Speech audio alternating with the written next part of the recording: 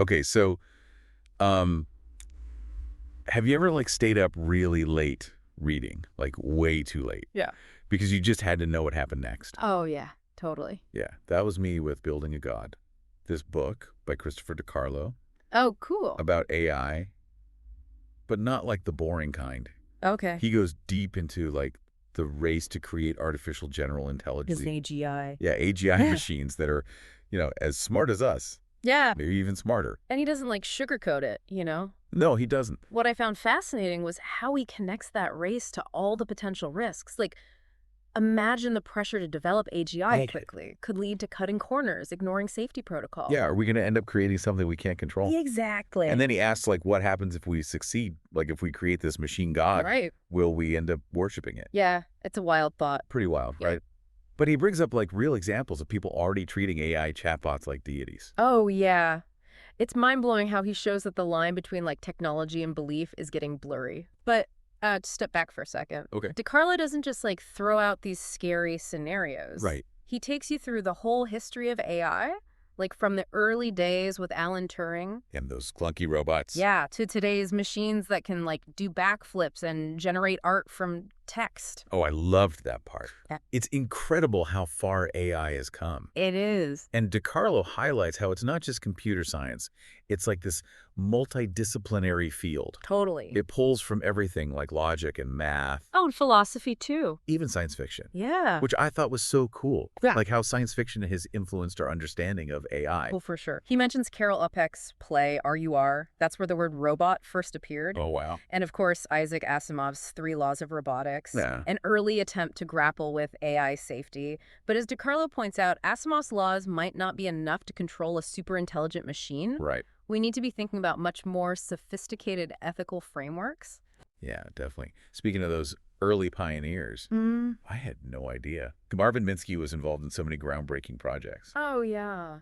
Yeah, the guy who co-founded the AI lab at MIT. Minsky. Yeah, he was developing self-learning machines like way back when most people barely understood computers. He was a true visionary. Yeah. He saw the potential of AI long before it was mainstream, and his work really laid the foundation for a lot of the advancements we see today. And then there's Joseph Weissenbaum. The creator of Eliza. Yeah, one of the earliest chatbots.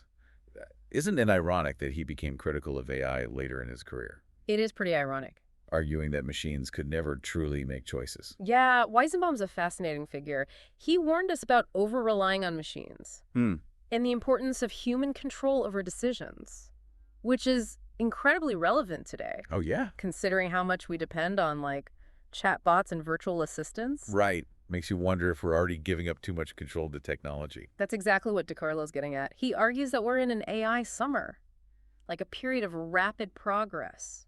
Okay.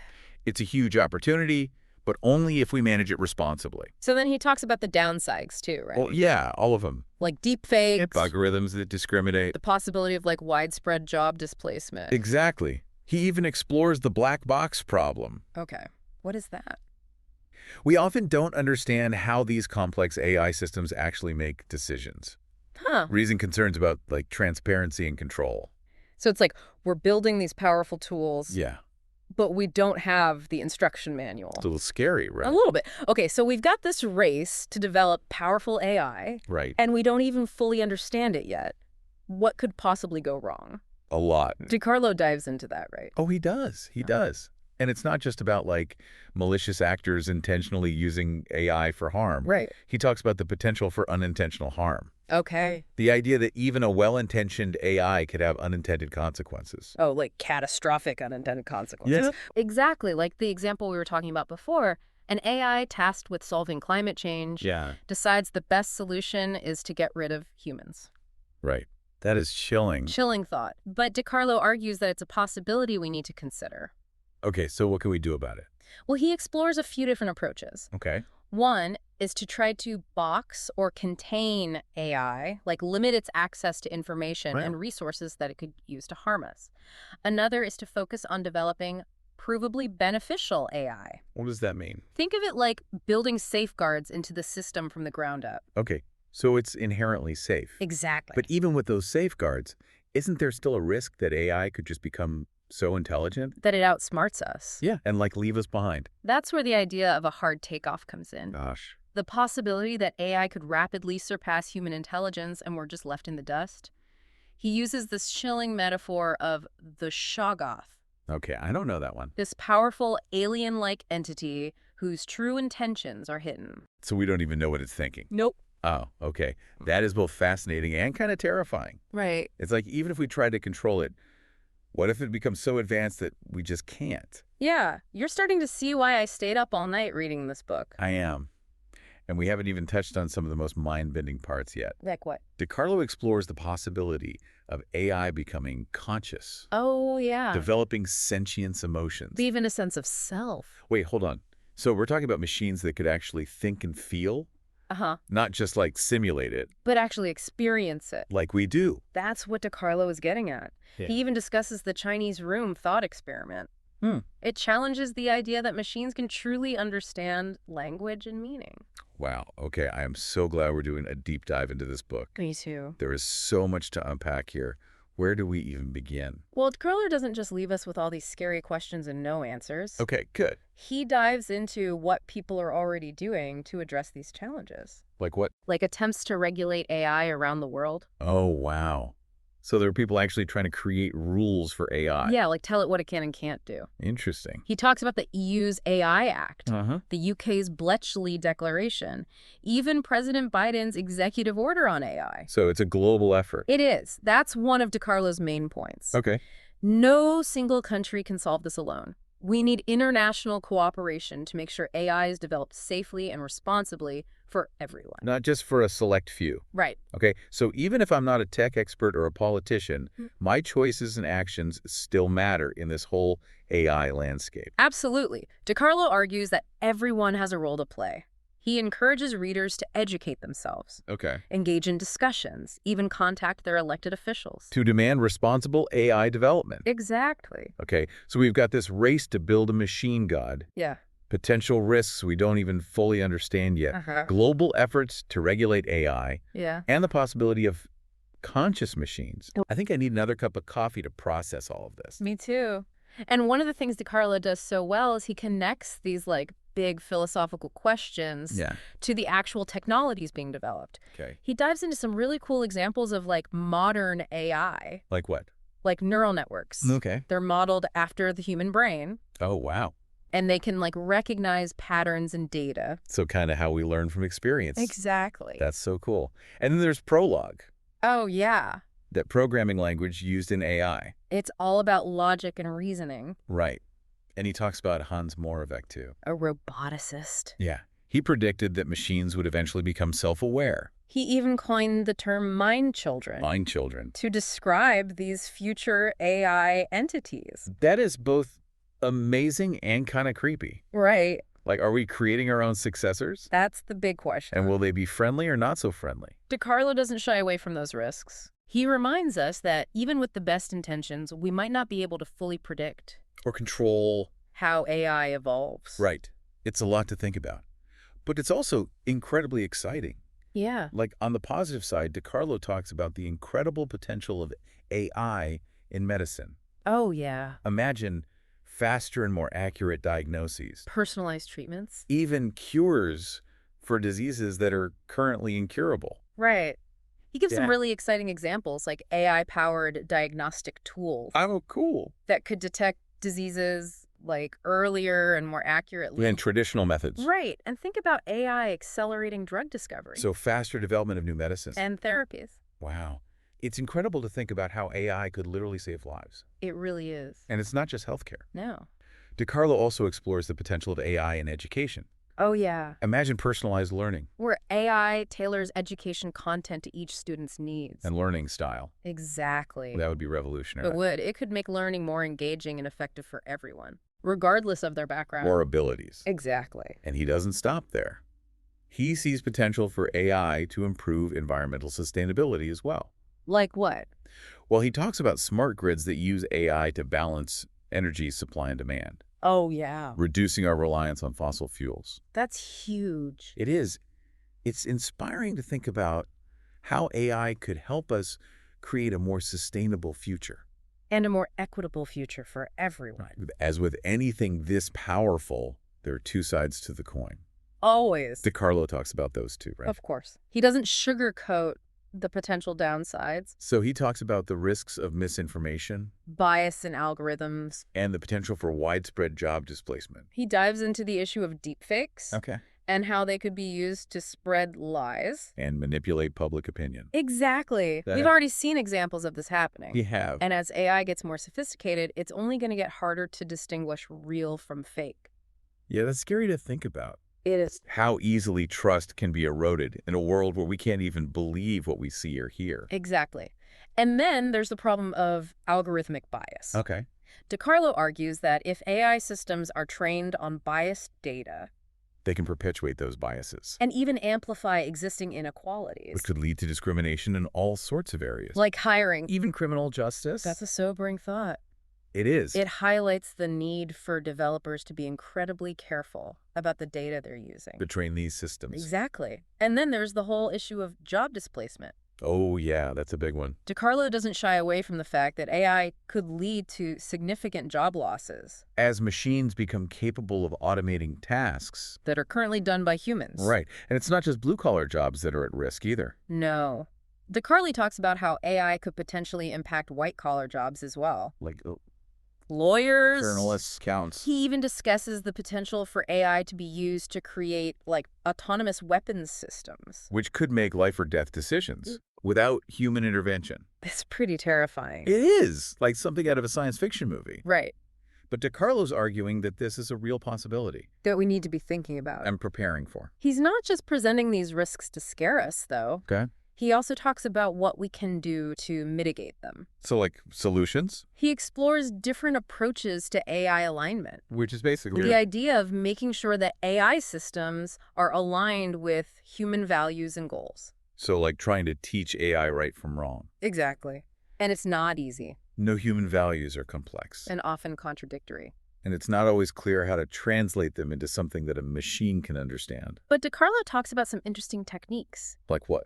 Like boxing AI to limit its access to information and resources, and developing provably beneficial AI systems. That are designed to be inherently safe. Right. And he also stresses the importance of transparency and explainability. Right. We need to be able to understand how AI systems are making decisions. What factors are influencing their judgments? Especially in high-stakes domains like healthcare Criminal justice? and finance. Where a biased or opaque AI system could have serious consequences. Exactly.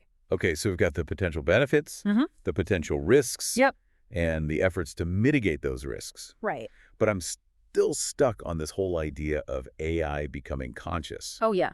What does DiCarlo actually say about that? This is where the book gets really mind-bending. Okay. He doesn't shy away from the big questions. He's what? He dives into the nature of consciousness. Okay. Exploring different theories and perspectives. So he's not just saying like, oh yeah, AI could be conscious. No. He's really thinking about it. He's exploring it deeply. He even discusses the possibility of AI developing sentience. Self-awareness. And a sense of self. So we're not just talking about machines that can process information and make decisions. Right. We're talking about machines that could potentially have feelings, emotions. Even a sense of morality. That's what DiCarlo's getting at. He cites the example of Blake Lemoine, Oh, yeah. the Google engineer who claimed that LaMDA had become sentient. It was a pretty controversial claim. It was. But it raised some important questions about the nature of consciousness. And whether machines could ever truly possess it. It's a fascinating topic. It is. And one that's likely to become even more relevant as AI continues to evolve. DiCarlo also explores the Chinese room thought experiment. Oh yeah, I've heard of that.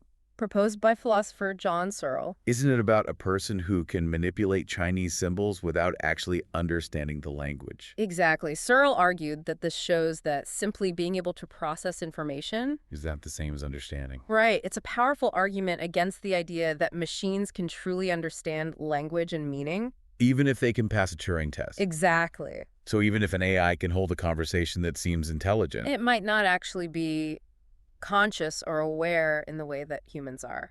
That's what the Chinese room experiment suggests. Right, and DiCarlo uses it to explore the complex question of whether machines can truly think. It makes you wonder what it would even mean for a machine to be conscious. Yeah. Would it have the same rights and protections as humans? Would we have moral obligations towards it? These are questions that we're only beginning to grapple with. And DeCarlo's book provides a really helpful framework for thinking about them. So we've got potential benefits, potential risks, Yep. and these mind-bending questions about consciousness and sentience. Right. What about the practical side of things? What's being done to actually govern AI? And make sure it's used responsibly. Exactly. DeCarlo doesn't just leave us hanging on. Good. He dives into the efforts to regulate AI around the world, Okay. highlighting some of the key initiatives that are already underway. Like what? He talks about the EU's AI Act, Okay. which is one of the most comprehensive attempts to regulate AI to date. I remember hearing about that. Yeah. All about categorizing AI systems based on their level of risk. Exactly. And it establishes different rules and requirements for each category. Okay. For example, AI systems that pose an unacceptable risk, like those that manipulate human behavior. Those banned outright. Right. High-risk systems like those used in healthcare and law enforcement Okay. are subject to strict requirements for transparency, accuracy. And human oversight. Exactly. It sounds like they're really trying to get ahead of the potential problems. They are, and it's not just the EU. No. DeCarlo mentions other efforts as well. He talks about the UK's Bletchley Declaration, Okay. which emerged from an AI safety summit held in late 2023. Okay. It emphasizes international cooperation in addressing the risks of AI, Okay. and it calls for shared safety standards, research, and collaboration. Between governments and industry. It's encouraging to see that there's a global effort to address these challenges. It is. But what about here in the U.S.? Is there anything being done at the national level? Right. DeCarlo discusses President Biden's executive order on AI, Okay. which outlines principles for safe, secure I think trustworthy. AI development and use in the United States. Okay. It focuses on protecting American values and interests Promoting innovation. and mitigating risks. So it sounds like the U.S. government is taking the potential impacts of AI seriously. Definitely.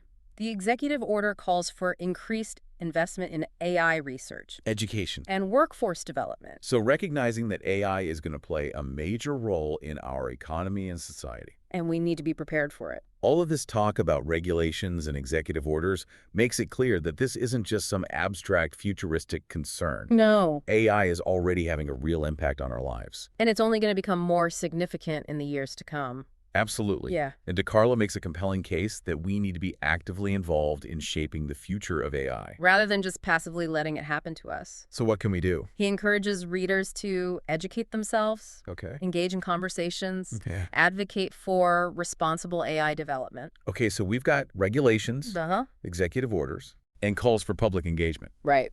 But I'm still stuck on this whole idea of controlling a superintelligent AI.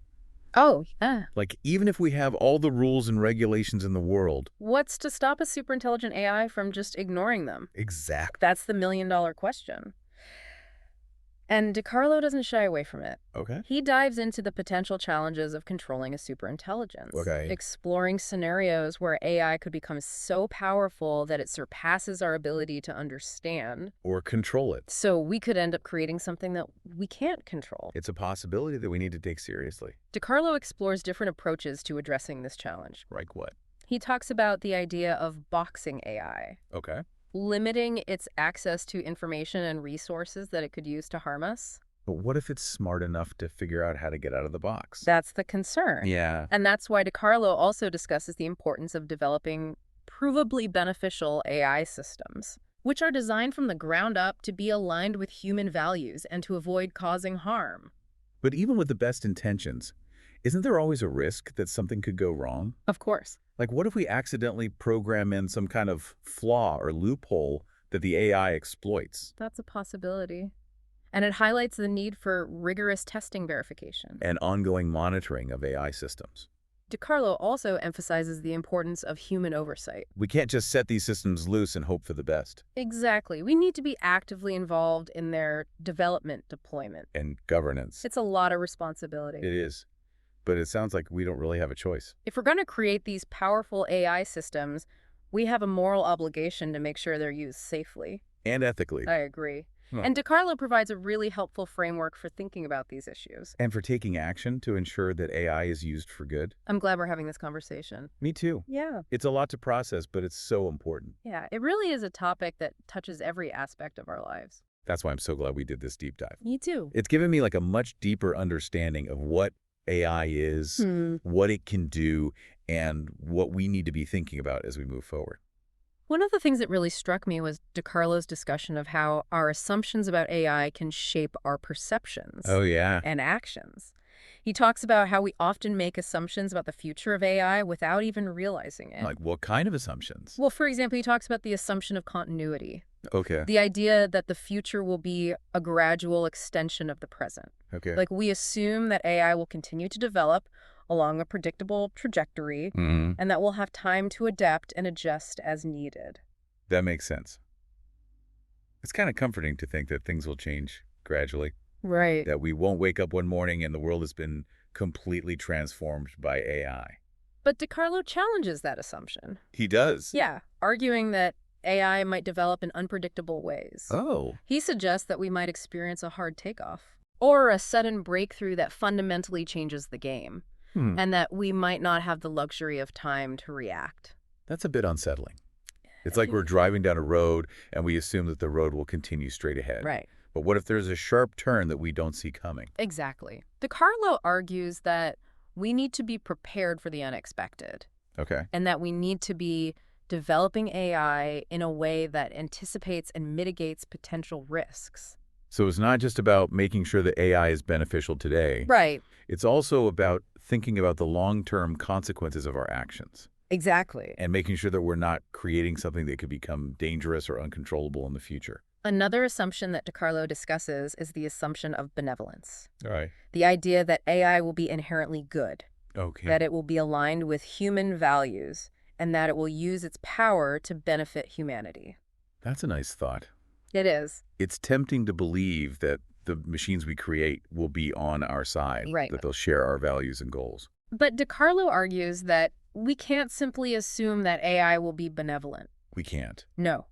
We need to be actively working to ensure that AI is aligned with our values. Well, And we need to be prepared for the possibility that it might not be. so we can't just trust that AI will be good. Right. We need to be actively involved in shaping its development and making sure that it's used for the benefit of all. He also discusses the assumption of control, Okay. which is the idea that we'll always be able to control AI, Uh-huh. that we can set boundaries and limits on its power, Right. and that we can ultimately switch it off if it becomes dangerous. That seems like a pretty basic assumption. It does. If we're creating something, we should be able to control it, right? You'd think so. Yeah. But DiCarlo points out that this assumption might be naive. Oh. As AI becomes more powerful and autonomous, It might become harder to control. it might become increasingly difficult or even impossible to control. Oh, wow. We might create something that surpasses our own understanding, And that operates according to its own logic. a logic that we might not be able to comprehend or influence. That's a humbling thought. It is. And it highlights the need for humility and caution in our approach to AI development. I think that's one of the most important takeaways from DiCarlo's book. What is it? The need for humility. Hmm. We need to acknowledge that we don't have all the answers when it comes to AI, Right. and that we need to be open to learning and adapting as we go. And we need to be willing to listen to different perspectives, Yes, even those that challenge our own assumptions. absolutely. DiCarlo's book is a call for a more nuanced and thoughtful conversation about AI, Okay. one that moves beyond the hype and fear-mongering. And that engages with the complex ethical and societal questions that AI raises. I think that's a great place to wrap up our deep dive into building a god. It has been a fascinating exploration It really has. of one of the most important and challenging issues of our time. For those of you listening, we highly recommend checking out the book for yourselves. It's a thought-provoking read And accessible. that will challenge your assumptions. And inspire you to get involved in shaping the future of AI. And as always, we'd love to hear your thoughts. What are your biggest takeaways from this deep dive? What are your hopes and fears about the future of AI? Leave a comment below, share this episode with your friends, and join the conversation. Don't forget to like and subscribe to our channel for more deep dives into fascinating and important topics. Thanks for listening.